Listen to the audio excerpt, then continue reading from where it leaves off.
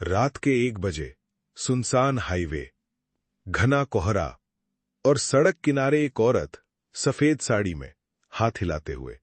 मैंने गाड़ी नहीं रोकी, पर पीछे मुड़कर देखा तो वो मेरी गाड़ी के साथ साथ उड़ रही थी। नमस्कार दोस्तों, स्वागत है आपका आपके अपने चैनल 7 PM स्टोरी पर, जहां हर रात 7 बजे खुलती है एक नई कहानी, कुछ डरावनी, कुछ रहस्यमयी, कुछ दिल को छू लेने वाली। तो तैयार हो जाइए, अभी शुरू होने वाली है आज की कहानी। अंधेरा गहरा हो चुका है, दीपक जल चुका है और अब शुरू होती है 7 PM स्टोरी की एक और अनोखी कहानी। मेरा नाम बलविंदर सिंह है और पिछले 20 साल से मैं ट्रक चला रहा हूं। दिल्ली से मुंबई, मुंबई से कलकत्ता, हर रास्ता, हर हाईवे मेरी हथेली की लकीरों जैसा जाना पहचाना है। इतने सालों में मैंने बहुत कुछ देखा है।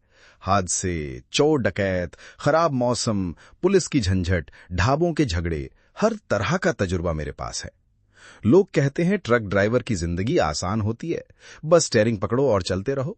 पर सच ये है कि हाईवे की रातें अपने साथ ऐसी चीजें लेकर आती हैं जिन पर यकीन करना मुश्किल होता है, जब तक वो आपके साथ खुद न हो जाएं। जो उस रात हुआ वो मैं कभी नहीं भूल सकता। इतने साल बीत गए, पर आज भी जब मैं आंखें बंद करता हूं, वो सफेद साड़ी, वो फुसफुसाहट, वो गीले पैरों के निशान, सब कुछ आंखों के सामने आ जाता है। बात है 2 साल पहले की, दिसंबर का महीना, कोहरे से भरी एक रात। मैं आगरा मुंबई हाईवे पर था। दिल्ली से मुंबई माल लेकर जा रहा था, इलेक्ट्रॉनिक्स का सामान। कोई जल्दी वाली डिलीवरी थी, इसलिए मैंने रात को ही निकलने का फैसला किया था ताकि सुबह तक पहुंच जाऊं। मेरे साथ आमतौर पर एक हेल्पर होता है, छोटू, पर उस बार उसकी मां बीमार पड़ गई थी तो वो गांव गया हुआ था। मैं अकेला ही निकल पड़ा, ये सोचकर के 20 साल का तजुर्बा है, कोई दिक्कत नहीं होगी। शाम को निकलते वक्त मौसम ठीक था, पर जैसे जैसे रात गहराती गई, कोहरा बढ़ता गया। दिसंबर की उस सर्दी में हाईवे लगभग सुनसान हो चुका था। कभी कभी कोई ट्रक या बस गुजर जाती, बाकी सब वीरान। रात के करीब 1 बजे का वक्त होगा। सड़क बिल्कुल सुनसान थी, सिर्फ मेरी हेडलाइट्स की रोशनी और सामने का घना कोहरा। रेडियो पर पुराने गाने बज रहे थे और मैं गुनगुनाते हुए गाड़ी चला रहा था, थर्मस से घूंट घूंट पीता हुआ। ढाबों के बीच का वो सन्नाटा भरा हिस्सा आ गया था। करीब 40 किलोमीटर तक कोई बस्ती नहीं, सिर्फ जंगल और खेत। ड्राइवर लोग इस हिस्से को सुनसान पट्टी कहते हैं। मैंने इस रास्ते से पहले भी कई बार गाड़ी निकाली थी, कभी कोई दिक्कत नहीं हुई थी। उस रात कुछ अजीब सा था। हवा में एक अजीब ठंडक थी, जो सिर्फ मौसम की वजह से नहीं लग रही थी, जैसे तापमान अचानक कई डिग्री गिर गया हो। भले ही एसी बंद था और खिड़कियां भी चढ़ी हुई थी। मैंने अपनी जैकेट की जिप ऊपर तक चढ़ा ली और रेडियो ऑन किया ताकि नींद ना आए, पर रेडियो में सिर्फ खरखराहट आ रही थी। मैंने चैनल बदलने की कोशिश की, 1, 2, 3, हर स्टेशन पर वही अजीब सी खरखराहट, जैसे कोई सिग्नल जैम कर रहा हो। आखिर में मैंने रेडियो बंद कर दिया, ये सोचकर कि कोहरे की वजह से सिग्नल गड़बड़ हो रहा होगा। गाड़ी की खिड़की से बाहर देखा तो घना कोहरा हेडलाइट्स की रोशनी में एक अजीब सी सफेद दीवार जैसा लग रहा था। सामने सड़क बमुश्किल 15-20 मीटर तक ही दिख रही थी। तभी मुझे सड़क किनारे कुछ दिखा। एक औरत खड़ी थी, सफेद साड़ी में, पूरी तरह भीगी हुई, बाल भी गीले, साड़ी का पल्लू टपक रहा था। हालांकि उस रात बारिश की एक बूंद भी नहीं गिरी थी, ना ही आसपास कोई तालाब या नदी थी जहां से वो भीग सकती हो। मैंने गाड़ी की स्पीड अपने आप धीमी कर दी, जैसे कोई पुरानी आदत हो। भाई साहब, उसने हाथ हिलाते हुए कहा, आवाज बहुत कमजोर, कांपती हुई थी।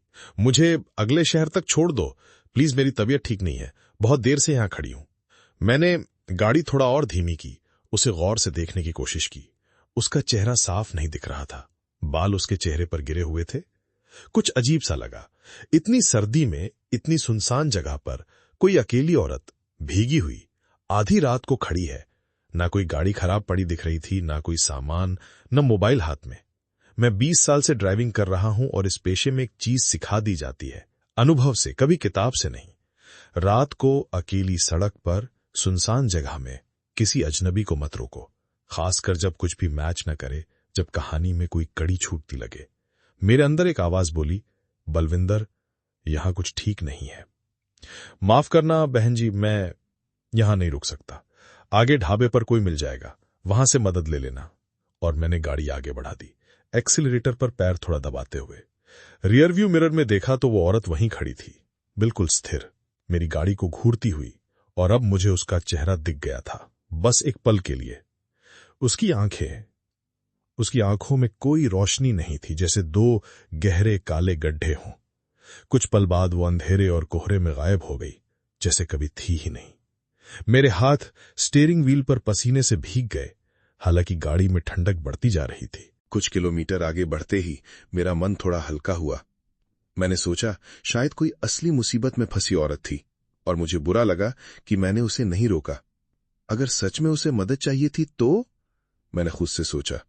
पर फिर दूसरी आवाज ने जवाब दिया, अगर सच में मुसीबत में होती तो कोई गाड़ी रुकवाने के लिए हाथ हिलाती, चीखती, दौड़ती। वो तो बस खड़ी थी, बिल्कुल शांत, जैसे इंतजार कर रही हो। मैंने थर्मस से एक और घूंट चाय पी, ये सोचकर कि दिमाग को शांत रखना है। रेडियो अब भी खरखरा रहा था, मैंने उसे पूरी तरह बंद कर दिया। गाड़ी में अब सिर्फ इंजन की आवाज और मेरी अपनी सांसों की आवाज थी। करीब आधे घंटे बाद हाईवे के अगले मोड़ पर मैंने फिर देखा, वही सफेद साड़ी, वही भीगी हुई औरत सड़क किनारे खड़ी, इस बार थोड़ा आगे की तरफ। मेरा गला सूख गया। ये नामुमकिन था। हम पिछले 30 मिनट में कम से कम 35-40 किलोमीटर तय कर चुके थे। कोई पैदल चाहे कितना भी तेज चले, इतनी दूर इतनी जल्दी नहीं पहुंच सकता था। कोई शॉर्टकट भी नहीं था इस इलाके में, सिर्फ खेत और घना जंगल। मेरी रीढ़ में सिहरन दौड़ गई, हाथ कांपने लगे। मैंने गाड़ी को सीधा निकालने की कोशिश की, नजरें सिर्फ सामने की सड़क पर टिकाए रखीं, उस तरफ देखने से बचता रहा। जैसे ही मैं उसके पास से गुजरा, हवा में एक अजीब सी सड़ी हुई महक फैल गई, नदी के गंदे पानी जैसी या मुर्दा मछलियों जैसी। मैंने एक्सीलरेटर पूरी तरह दबा दिया, गाड़ी को तेज कर दिया। रियर व्यू मिरर में देखा तो वो अब मेरी गाड़ी के पीछे पीछे थी। नहीं, दौड़ नहीं रही थी, बल्कि हवा में तैरती हुई सी, जमीन से थोड़ा ऊपर, बिना पैर हिलाए, बिल्कुल मेरी गाड़ी की स्पीड से चल रही थी, जैसी किसी अदृश्य डोरी से बंधी हो।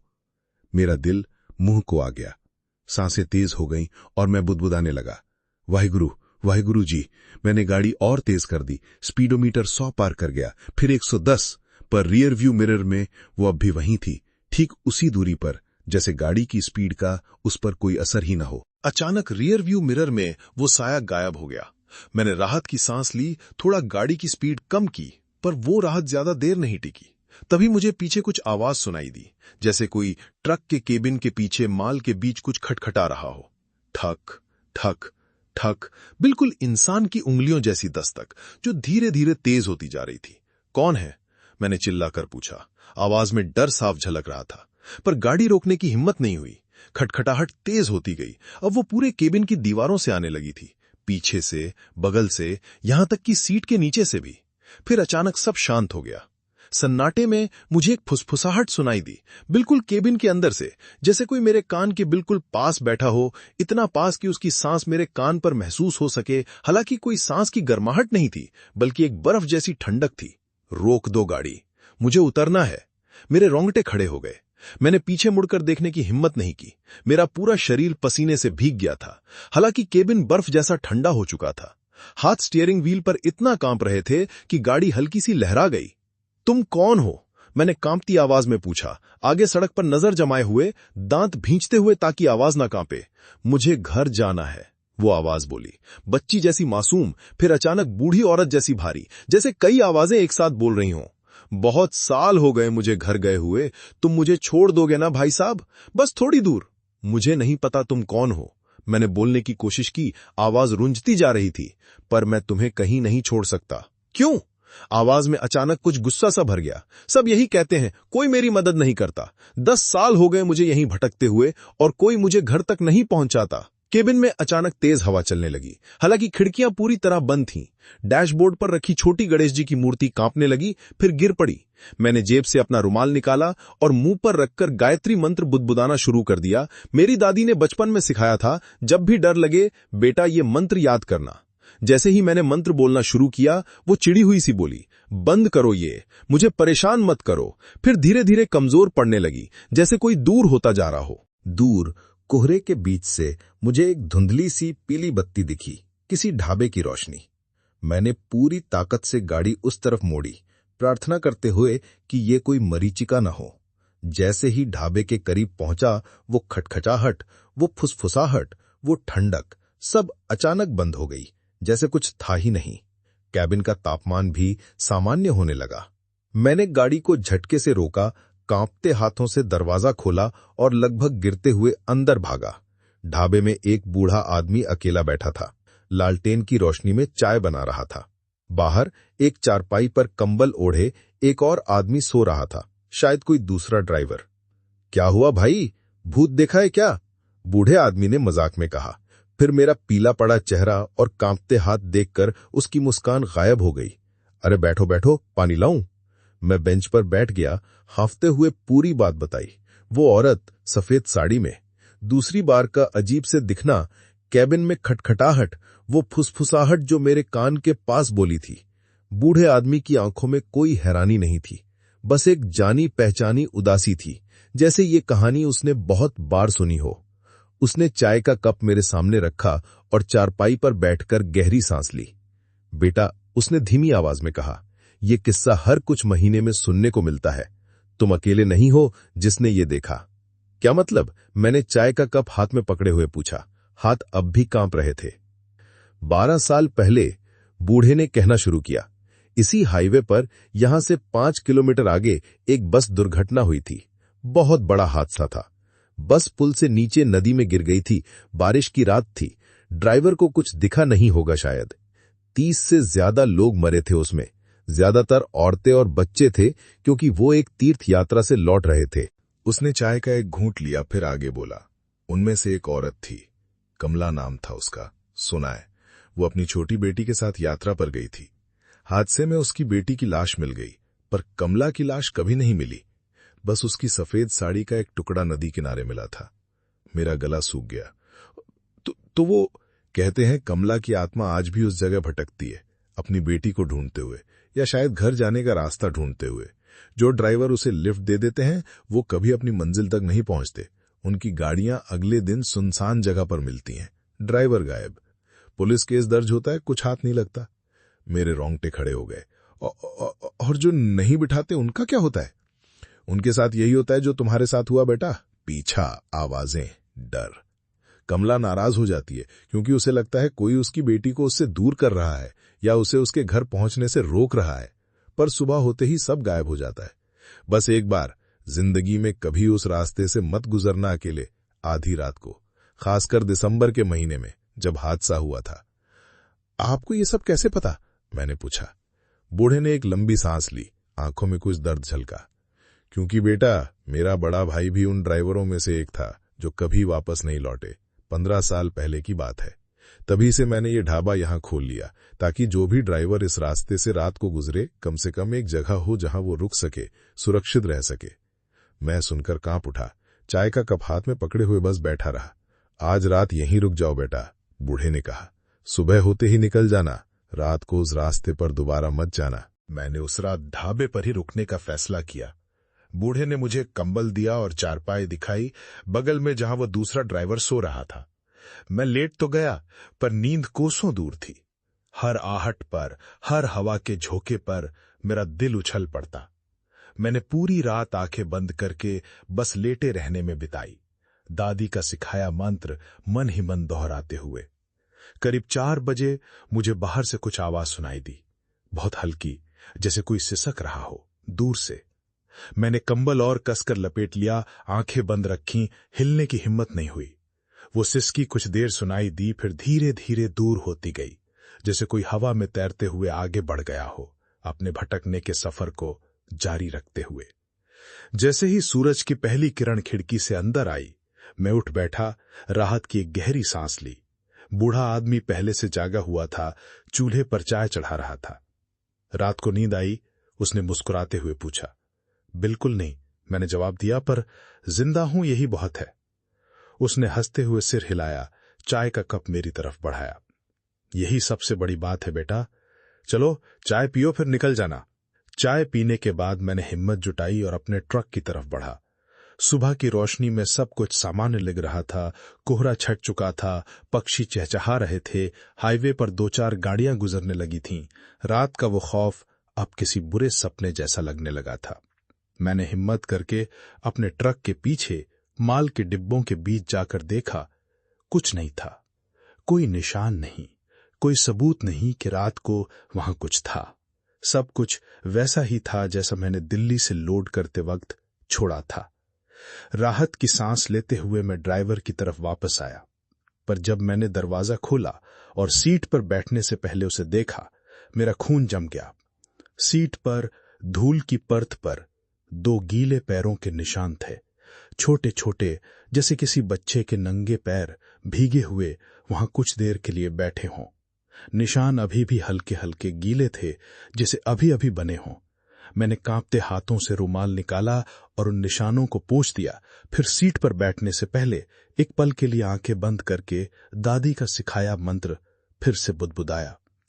बूढ़े को अलविदा कहते हुए मैंने उससे पूछा, क्या आपको लगता है कमला की बेटी भी उसके साथ थी कल रात? बूढ़े का चेहरा गंभीर हो गया। पता नहीं बेटा, कभी कभी ड्राइवर बताते हैं कि उन्हें एक बच्चे की आवाज भी सुनाई देती है, मां को पुकारते हुए। शायद वो भी अब भी उसे ढूंढ रही है, या शायद कमला अब भी उसे ढूंढ रही है और उसे नहीं पता कि उसकी बेटी बहुत साल पहले ही मिल गई थी और उसका अंतिम संस्कार भी हो चुका है। शायद यही उसका सबसे बड़ा दर्द है, उसे पता ही नहीं कि उसकी तलाश कब की खत्म हो चुकी है। ये सुनकर मेरे दिल में एक अजीब सा दर्द उठा। डर की जगह एक पल के लिए मुझे उस भटकती आत्मा पर तरस आया, एक मां जो शायद अब भी नहीं जानती कि उसकी तलाश कब की खत्म हो चुकी है, जो हर गुजरने वाले से मदद मांगती है और हर बार ठुकराए जाने पर और तड़पती है।